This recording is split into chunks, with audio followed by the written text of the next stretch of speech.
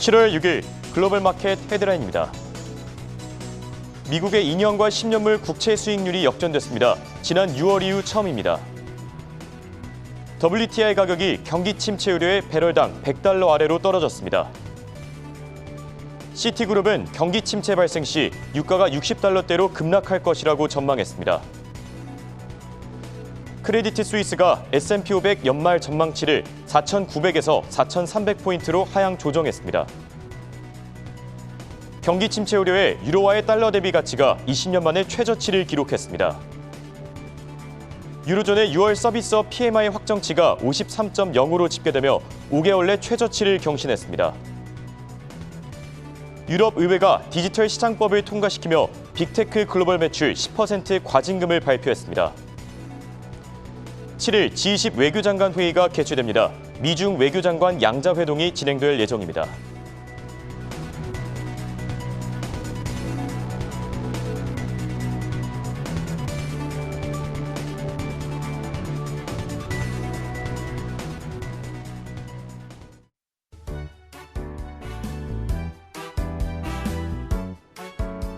시청자 여러분 안녕하십니까? 굿모닝 환경 글로벌 마켓의 홍성진입니다.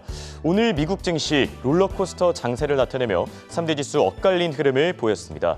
미국의 경기 침체 현상이 더욱더 가시화되는 가운데 지금 장단기 국채 금리 또한 역전된 상황인데요. 다만 나스닥 지수가 오늘 강하게 뛰어지면서 투자 심리 또한 어느 정도 회복된 모습입니다.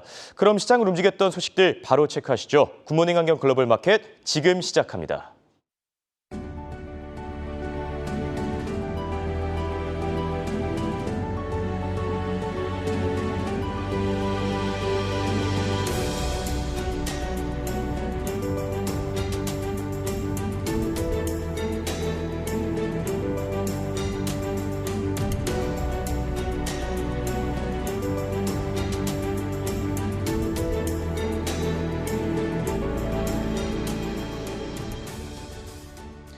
오늘 미국 증시 높은 변동성을 나타내며 3대 지수 혼조세로 마감했습니다. 다우지수는 0.4% 하락한 반면 S&P 500 지수는 막판 반등에 성공하면서 0.1% 상승 마감했습니다. 또 기술주 중심의 나스닥 지수는 1.7% 크게 뛰어오르며 11,300선에서 거래를 마쳤습니다. 이날 유럽 증시는 글로벌 경기 침체 우려 속에 일제히 하락했습니다. 프랑스 까크 지수는 2% 내리며 5,800선조차 붕괴됐고 독일 닥스 지수는 3% 가까이 급락하면서 12,000선에서 거래를 마쳤습니다. 아시아 쪽 상황도 살펴보시죠. 전일 국내 증시 외국인과 기관의 순매수에 힘입어 5거래일 만에 반등에 성공했습니다. 코스피 지수는 1.8% 뛰면서 2,300선 위로 올라왔고 코스닥 지수 무려 4% 급등하면서 750선에서 거래를 마쳤습니다.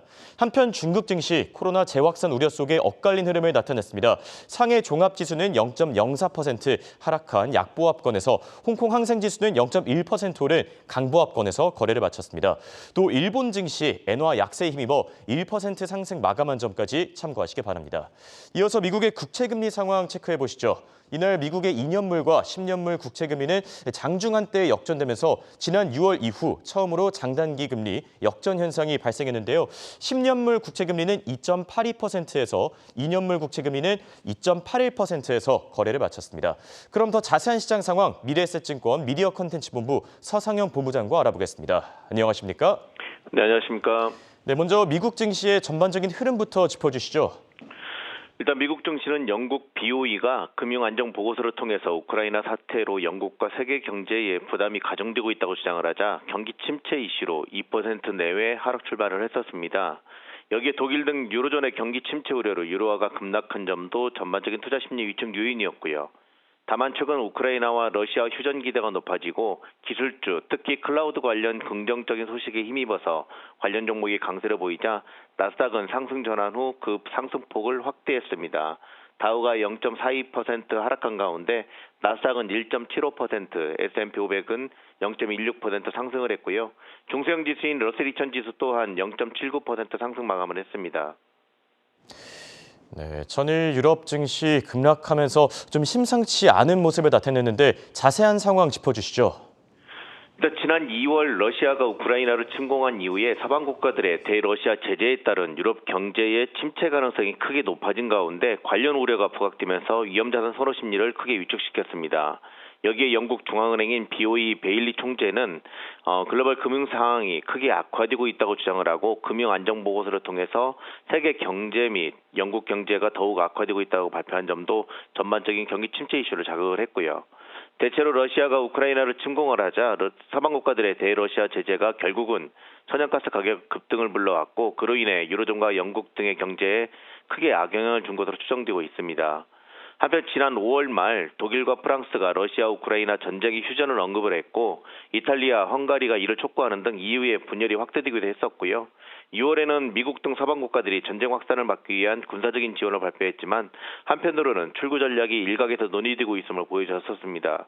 이런 가운데 러시아가 침공 초기 발표했던 전략적 목표인 돈바스 지역 점령이 현실화되어 가자 일각에서 휴전 가능성이 제기가 되었는데 이 영향으로 국제유가와 곡물 가격이 급락을 했고요. 미증시에서 방위업종이 큰 폭으로 하락한 가운데 여행, 항공, 크루즈 업종이 강세를 보이는 등 금융시장은 휴전 가능성을 높게 보고 있는 것으로 추정을 하고 있습니다. 네, 지금까지 두 말씀의 미래에셋증권 서상영 본부장이었습니다. 감사합니다. 네, 감사합니다. 이어서 오늘장 특징주 강수민 캐스터가 준비했습니다.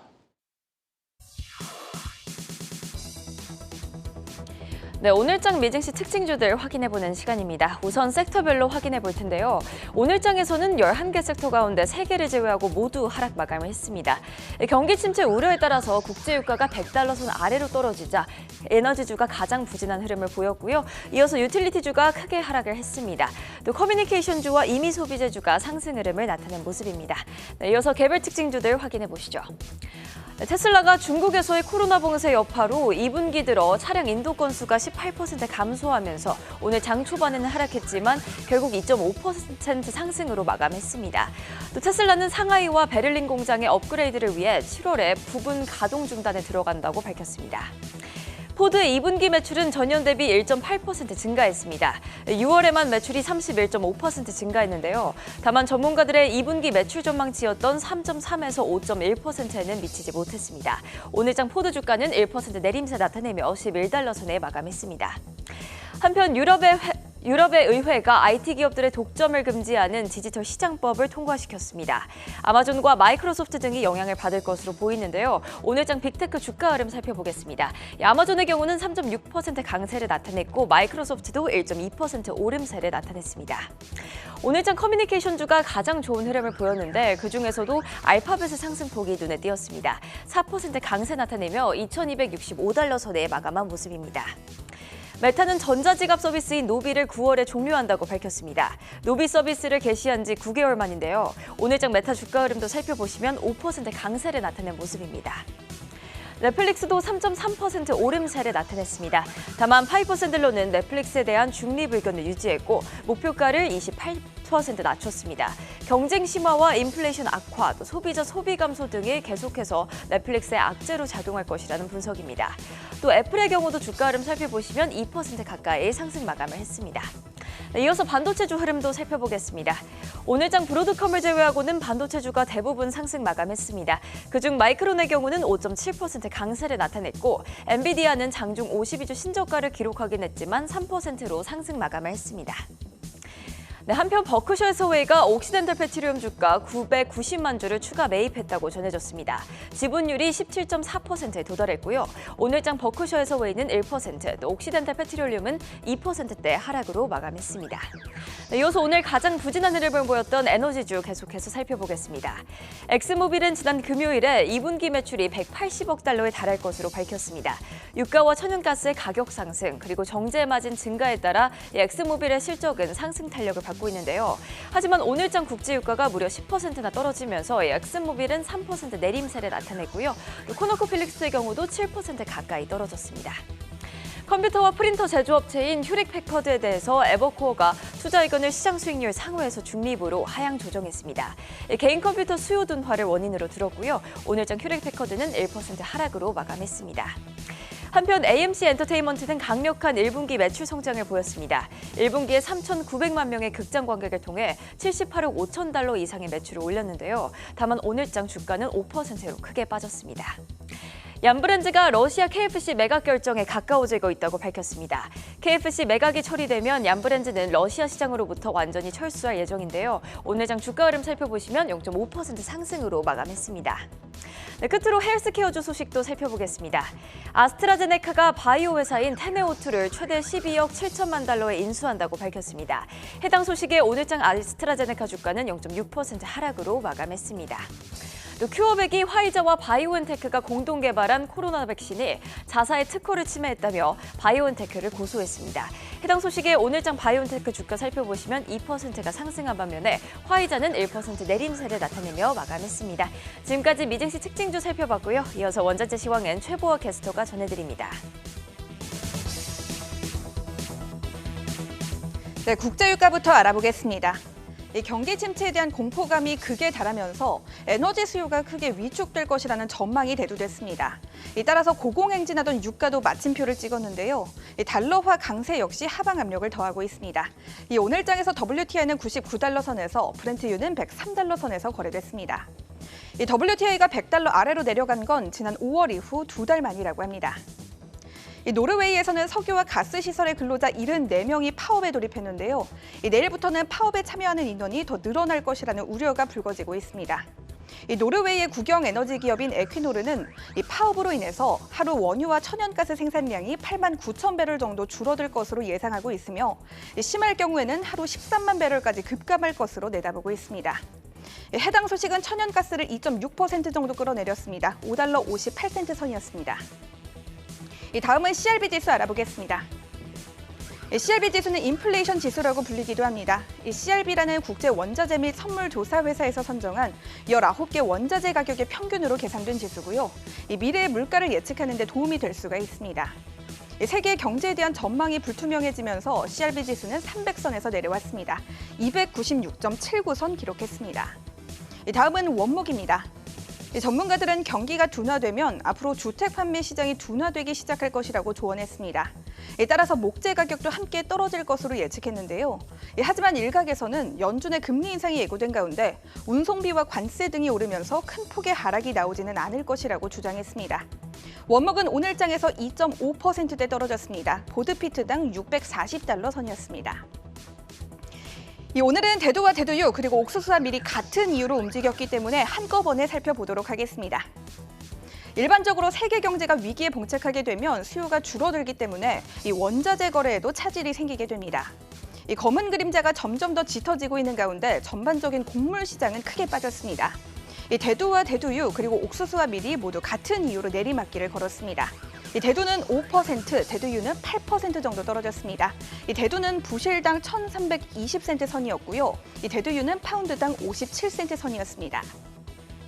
이 옥수수와 밀도 5%대 이내에서 하락했습니다. 옥수수는 부실당 578센트 선이었고요. 이 밀은 부실당 804센트 선을 기록하면서 이 밀 같은 경우는 700센트 선 아래로 떨어질 가능성도 대두됐습니다.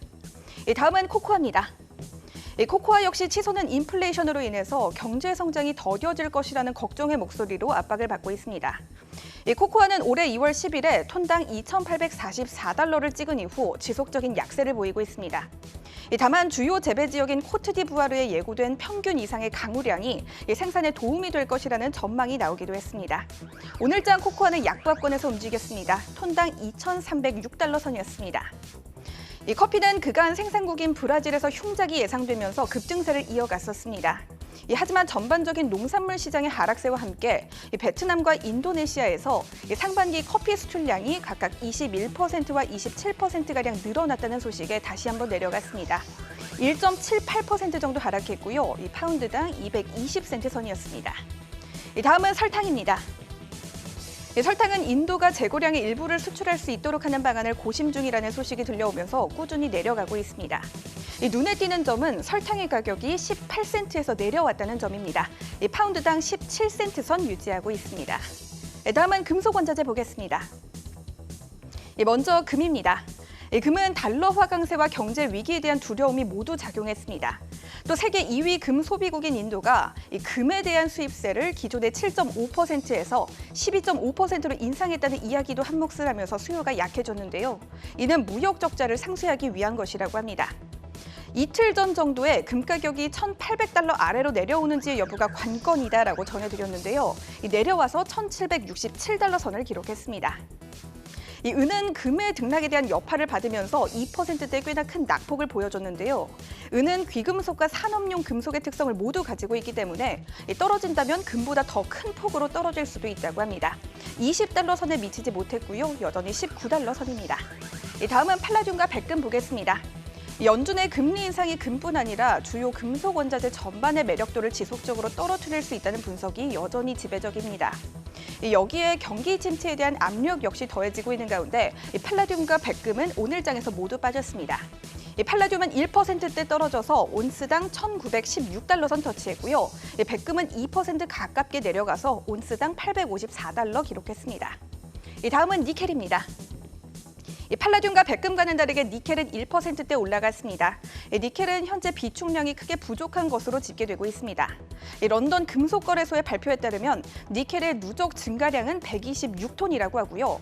누적 감소량은 156톤이라고 합니다. 또 영국이 러시아의 광산 대기업인 노릴스크 니켈을 경제 제재 조치의 대상자로 선정했다는 이야기가 여전히 잔존하고 있는 것으로 보이고 있습니다. 니켈은 톤당 22,726 선 기록했습니다. 이 아연 역시 세계 경제가 난관에 봉착할 것이라는 이슈에서 자유롭지 못했습니다. 비축량이 최저치를 기록했다 혹은 중국에서 채워질 수 있다 등 논란이 거듭되고 있는 가운데 금속 시장의 하락세와 결을 같이 했습니다. 3%대 빠졌고요. 톤당 $3,008 선이었습니다. 다음은 굴입니다. 이 경기가 어려워지면 특히 주요 소비국인 중국에서 수요가 위축될 것이라는 전망 때문에 구리는 떨어지고 있는데요. 전문가들은 앞으로는 달라질 것이다라고 조언했습니다. 구리가 산업용 금속 중 가장 중요한 품목인 만큼 중국이 수요를 마냥 억제하지는 않을 것이라고 말했습니다. 저점을 찍었으니 곧 다시 올라갈 것으로 내다봤습니다. 다만 아직은 가격에 반영되고 있지는 않고요. 오늘장에서는 파운드당 $3.43 선 기록했습니다. 다음은 주석입니다. 주석은 지난 3월에 기록했던 고점 대비 50% 이상 하락한 상태입니다. 또 2005년 이후 최대 주간 하락폭인 22%를 나타냈는데요. 주석은 성장 산업에서 가장 중추적인 역할을 하는 만큼 이 수급이 세계적인 경제 동향을 따라가는 경향이 있다고 하니까요. 참고해 보시기 바랍니다. 오늘장에서도 3.5% 정도 떨어져서 톤당 $25,675 선 기록했습니다. 마지막은 알루미늄과 납 보겠습니다. 알루미늄과 납은 별다른 특이점이 포착되지는 않았지만 금속 시장의 전반적인 약세에 탑승한 모습이었습니다. 알루미늄은 3.6% 정도 내려가서 톤당 $2,376 선에서 납은 1% 정도 빠져서 톤당 $1,935 선을 기록했습니다. 지금까지 원자재 시황이었고요. 잠시 후에 ETF 시황이 이어집니다.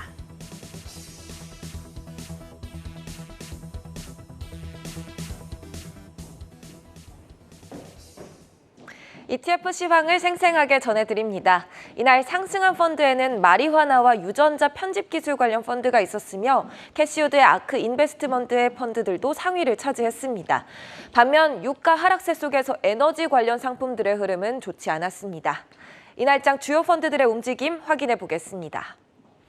최근 마리화나 관련 ETF들 시황에서 자주 볼 수 있는데요. 오늘은 브라질 펀드에서 미국 마리화나 관련주에 $1,900만 가까운 투자를 한다는 소식이 전해졌습니다.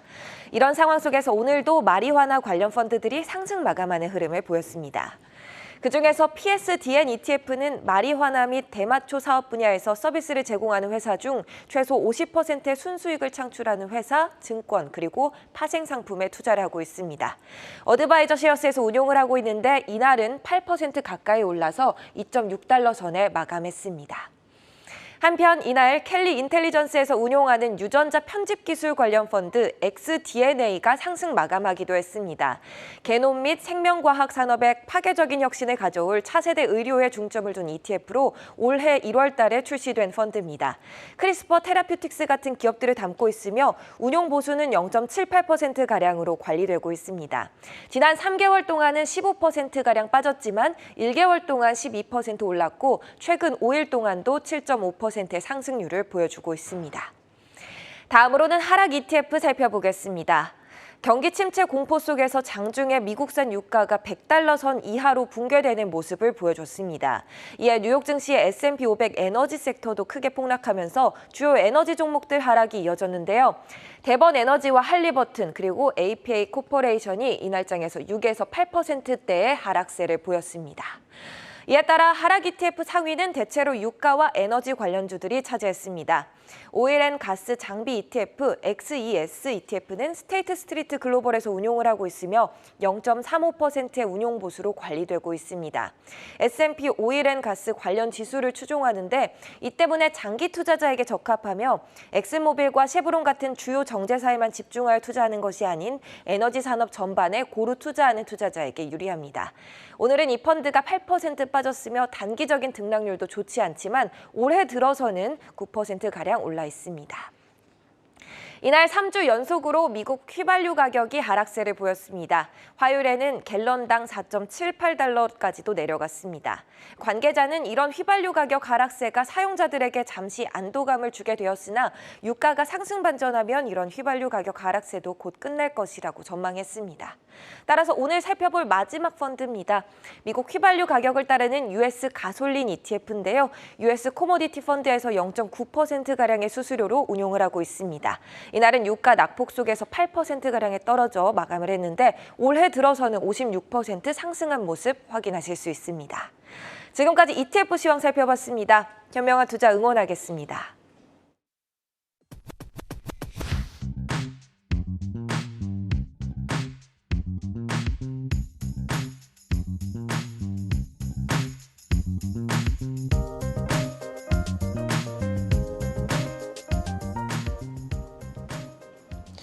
오늘 미국 시장 3대 지수 엇갈린 흐름을 나타냈습니다. 어떤 이슈들이 시장을 움직였는지 바로 체크해 보시죠.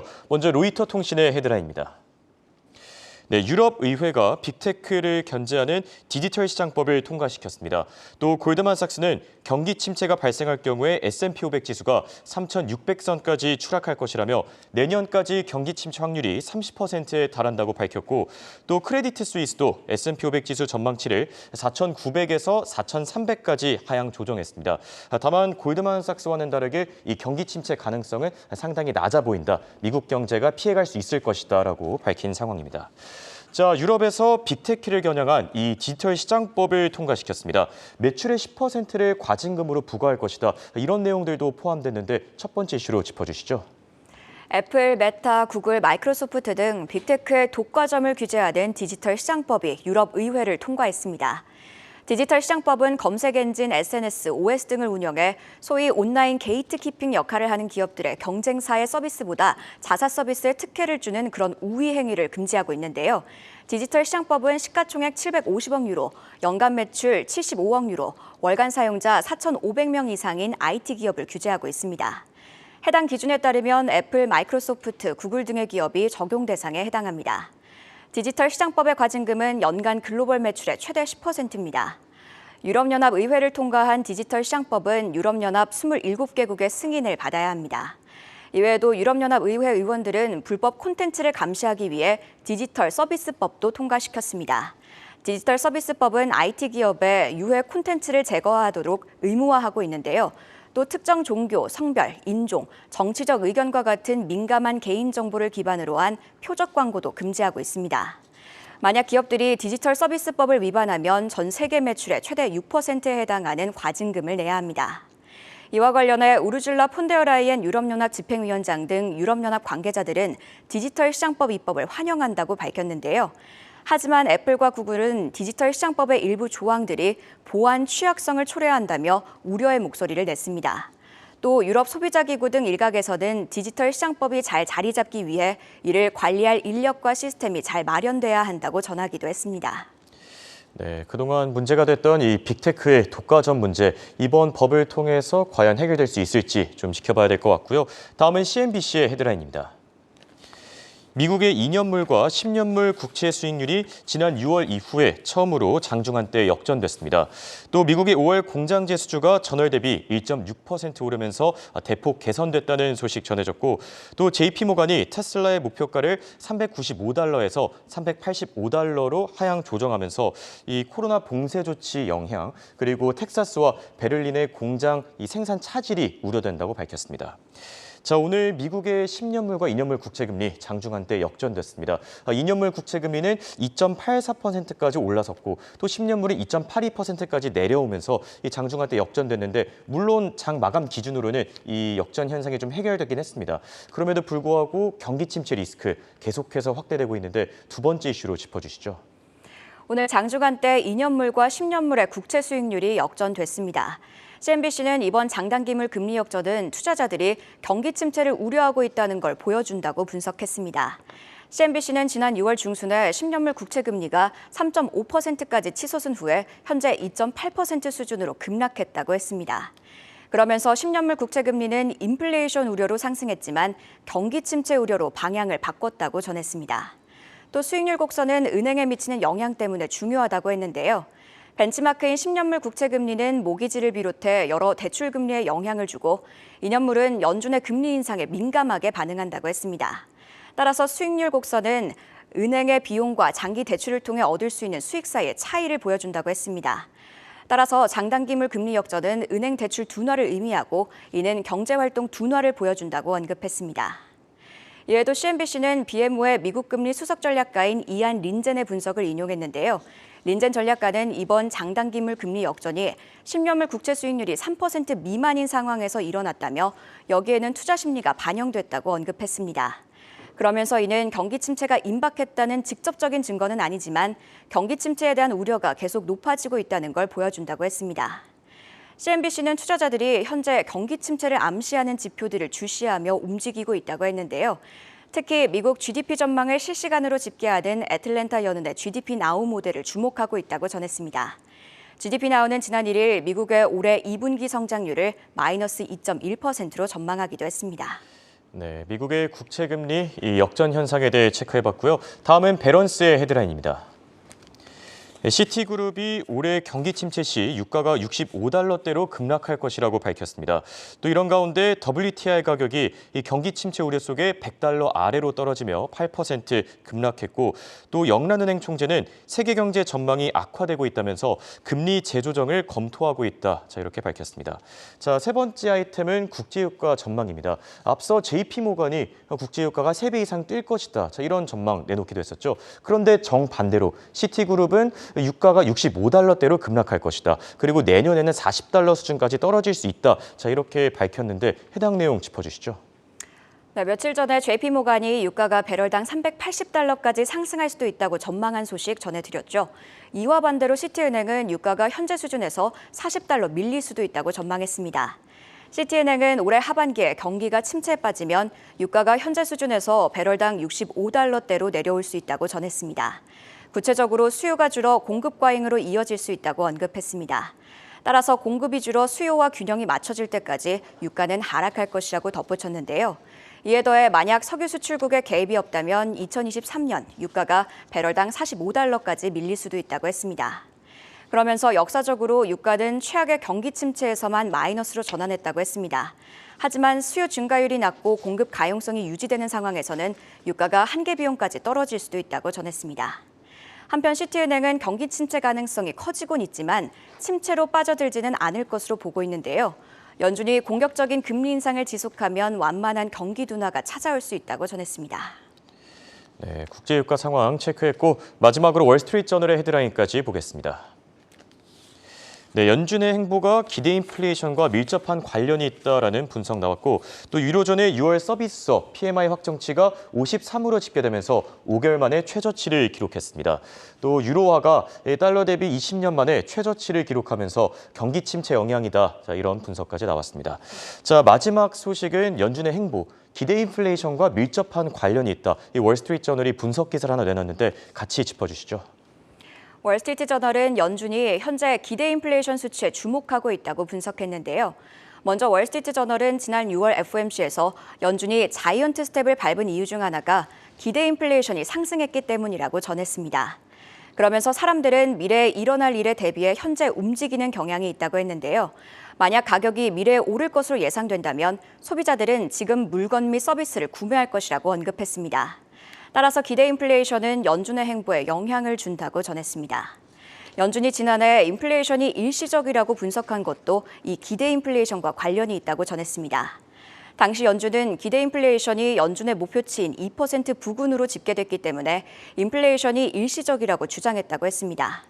그러면서 연준이 현재 이 기대 인플레이션과 관련해 세 가지를 걱정하고 있다고 분석했는데요. 먼저 물가가 높아지며 소비자들이 체감하는 가격 변화도 더 급격하게 변하고 있다며 이는 소비자들의 인플레이션 예상치에도 영향을 줄 것이라고 했습니다. 따라서 기대 인플레이션 수치가 치솟을 가능성이 있습니다. 또 기대 인플레이션이 어떻게 변할지에 대한 전문가들의 의견이 분분한 것도 연준에게는 부담이라고 했습니다. 마지막으로 시장이 전쟁, 공급망 병목 현상 등으로 충격을 받아 상황이 더욱 복잡해졌다고 언급했습니다. 이렇듯 기대 인플레이션은 연준의 행보와 관련이 있는 만큼 앞으로 기대 인플레이션 관련 지표들도 주시하시면 좋을 것 같습니다. 네, 잠시 후 한상춘의 지금 세계에서는 이 가격 변수 움직임을 주제로 이야기 나눠볼 예정입니다. 끝까지 함께해 주시고요. 굿모닝 환경 글로벌 마켓은 7시 30분까지 계속됩니다.